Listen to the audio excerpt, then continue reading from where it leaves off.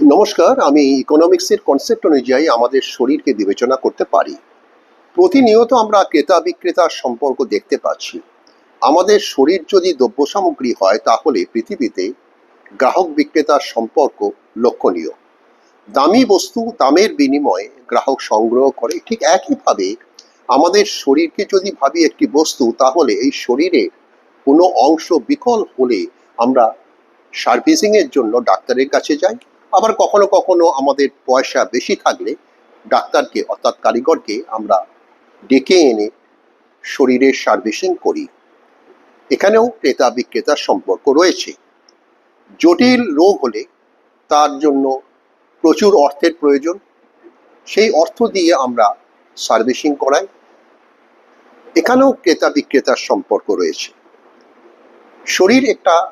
শরীর একটা মেশিন। এই মেশিনকে সঠিকভাবে সঠিক দিকে যদি পরিচালনা করা যায় তাহলেই শরীর ঠিক থাকবে। প্রয়োজন অর্থ। আবার মানুষ যখন মৃত্যু মুখে পতিত হন তখন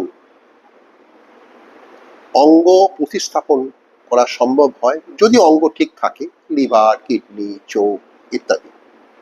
তার দ্বারা কিছু সংখ্যক মানুষ উপকৃত হন। সেখানেও কেউ ক্রেতা কেউ বিক্রেতা, কিন্তু এখানে অর্থের কোনো প্রয়োজন বা অর্থের কোনো লক্ষণীয় বিষয় দেখা যায় না, অর্থাৎ বিনামূল্যে অঙ্গ প্রতিস্থাপন হয়। তাই প্রতিনিয়ত মানুষের শরীর ঠিক একইভাবে ক্রেতা বিক্রেতার মতো এক নির্দিষ্ট সম্পর্কে জড়িত আছে। নমস্কার।